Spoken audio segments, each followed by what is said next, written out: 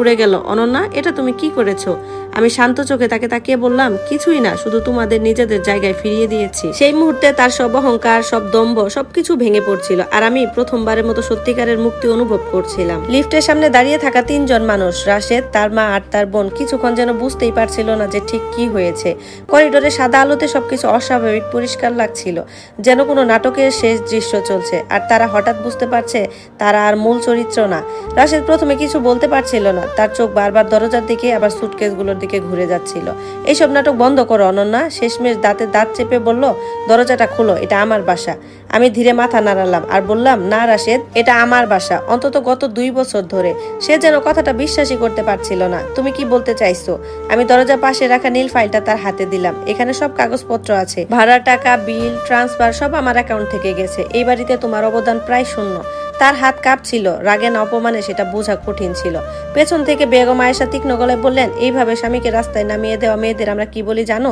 আমি তার দিকে তাকালাম, চোখে কোনো রাগ ছিল না, শুধু স্থিরতা ছিল।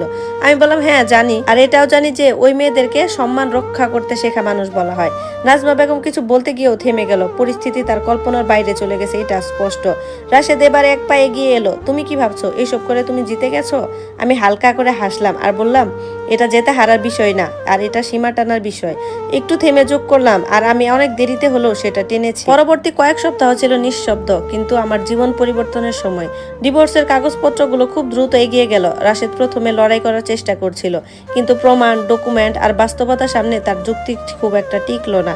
শেষ পর্যন্ত সে ক্লান্ত হয়ে পড়ল। আমি কোনো প্রতিশোধ নেইনি, কোনো নাটকও করিনি, শুধু আমার জায়গাটা ফিরিয়ে নিয়েছি। 6 মাস পরে একটা বড় কনফারেন্স রুমে দাঁড়িয়ে আমি প্রেজেন্টেশন দিচ্ছিলাম।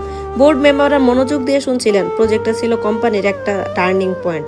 প্রেজেন্টেশন শেষে সবাই করতালি শব্দ উঠলো। আমি একটু থামলাম, গভীর শ্বাস নিলাম। মনে পড়লো সেই রাতের কথা, যেদিন কেউ আমার সাফল্যকে তুচ্ছ করেছিল। আজ আর কেউ সেটা করতে পারে না। সেদিন সন্ধ্যায় আমি বাড়িতে ফিরে দরজা খুললাম। নীরব, পরিবারটি, নিজের মতো করে সাজানো একটা জায়গা। কেউ আমাকে এখানে নির্দেশ দিচ্ছে না, কেউ আমার মূল্য কমিয়েও দিচ্ছে না। আমি আয়নার সামনে দাঁড়ালাম, নিজের চোখের দিকে তাকিয়ে ধীরে ধীরে বললাম, এটাই তোমার জায়গা অনন্যা। বাইরের শহর তখন নিজের মতো ব্যস্ত, গাড়ির আলো, মানুষের কোলাহল, দূরের সাইরেন, সবকিছুর মাঝেও আমি অদ্ভুত শান্তি অনুভব করছিলাম। কারণ এবার আমি কারো ছায়া না, আমি নিজেই আমার গল্পের কেন্দ্র। আর এই গল্প শেষ নয়, এটা একটা নতুন শুরু। ধন্যবাদ সবাইকে। গল্পটি কেমন লাগলো সবাই জানাবেন, আর এরকম সুন্দর সুন্দর গল্প পেতে চাইলে অবশ্যই সবাই পেজে লাইক, কমেন্টস করে পাশে থাকবেন।